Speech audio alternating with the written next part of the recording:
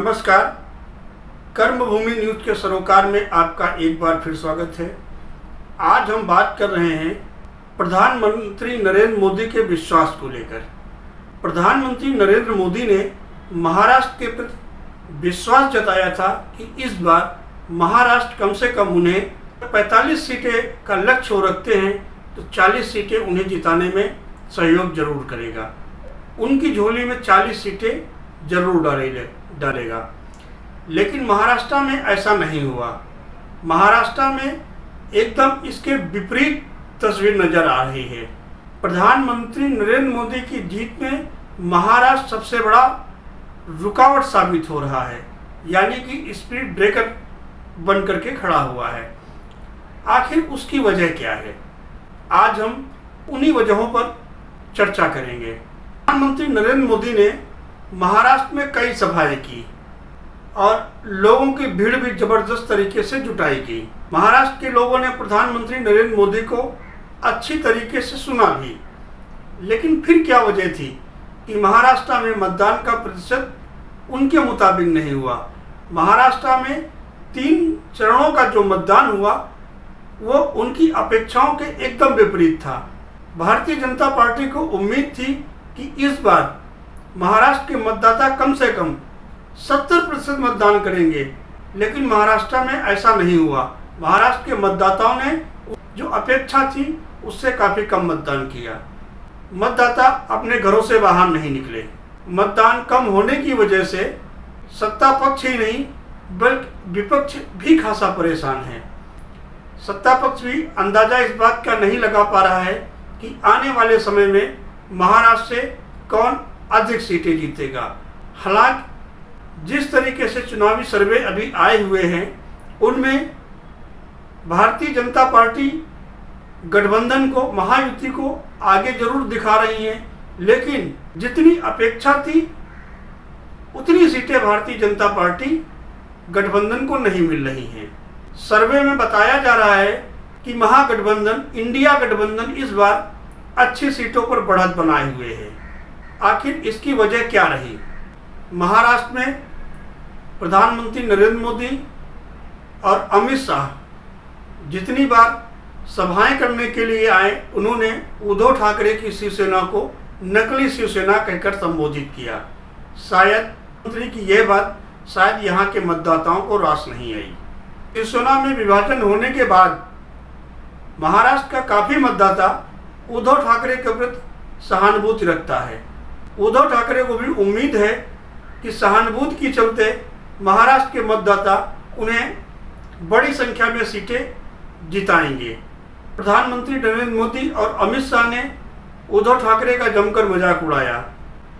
शायद महाराष्ट्र का मतदाता यह नहीं चाहता है कि कोई व्यक्ति मराठी व्यक्ति का मजाक उड़ाए। हालांकि उन्होंने प्रचार सभाओं में एकनाथ शिंदे का पक्ष जरूर लिया और उनकी शिवसेना को असली शिवसेना करार दिया। उद्धव ठाकरे की ही तरीके से प्रधानमंत्री नरेंद्र मोदी ने शरद पवार भी पर हमला बोला। उन्होंने बिना नाम लिए शरद पवार को भटकती आत्मा की उपाधि दी, जिसकी वजह से महाराष्ट्र का मतदाता भारतीय जनता पार्टी से नाराज हुआ। हालांकि भारतीय जनता पार्टी से मतदाता उस समय से नाराज है जब भाजपा यहाँ पर तोड़ फोड़ की अपनाए हुए थी। मिशन भाजपा चलाकर अपना काम कर रही थी और विधायकों को तोड़ने में लगी हुई थी। भारतीय जनता पार्टी ने शिवसेना को तोड़ा। भारतीय जनता पार्टी ने शरद पवार की एनसीपी को तोड़ा। इसके बाद भारतीय जनता पार्टी ने महाराष्ट्र नवनिर्माण पार्टी को अपने पक्ष में कर लिया। इसीलिए महाराष्ट्र नवनिर्माण सेना के अध्यक्ष राज ठाकरे जनता पार्टी के पक्ष में चुनावी प्रचार सभाएं कर रहे हैं। भारतीय जनता पार्टी का विजय रथ महाराष्ट्र में रुका हुआ है। हालांकि अभी चुनाव के 2 चरण बाकी हैं। इन 2 चरणों में भारतीय जनता पार्टी को जितना नुकसान हुआ है, जितना नुकसान हो रहा है, उस नुकसान की भरपाई के लिए भारतीय जनता पार्टी किस तरह की रणनीति अपनाती है, इस पर सभी की निगाहें लगी हुई हैं। हालांकि भारतीय जनता पार्टी ने अब अपनी रणनीति में थोड़ा सा बदलाव किया है।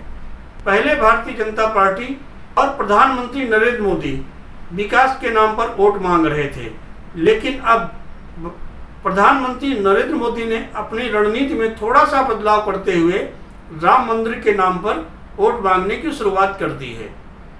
प्रधानमंत्री नरेंद्र मोदी लगातार अपने प्रचार सभाओं में यही कहते आ रहे हैं कि भारतीय जनता पार्टी को 400 सीटें क्यों चाहिए। उसकी वजह ये बताते हैं, यदि इंडिया गठबंधन किसी तरीके से सत्ता में आ जाता है तो राम मंदिर को ताला लगा दिया जाएगा।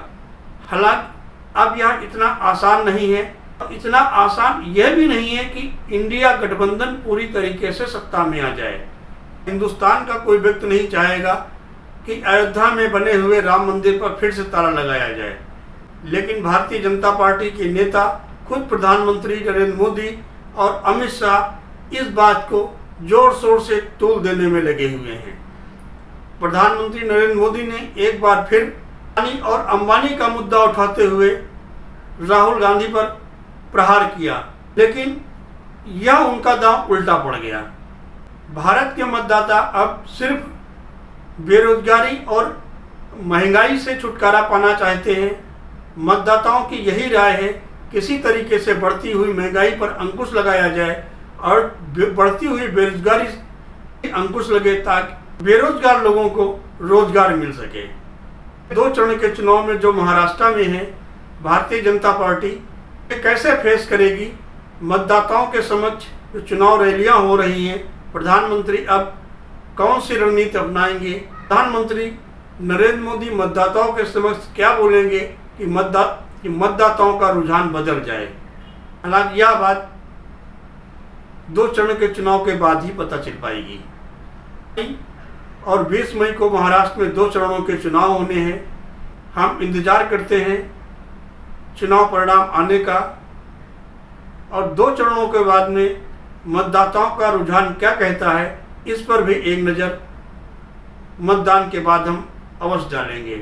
इन मुद्दों के साथ हम अगले वीडियो में आपके समक्ष किसी न किसी लोकसभा सीट को लेकर चर्चा करेंगे और आपको यह बताने का प्रयास करेंगे उस लोकसभा सीट पर कौन प्रत्याशी आगे चल रहा है और कौन प्रत्याशी पिछड़ गया है। जुड़े रहें हमारे साथ, हमारे चैनल को सब्सक्राइब करें, लाइक करें, कमेंट्स भी करें।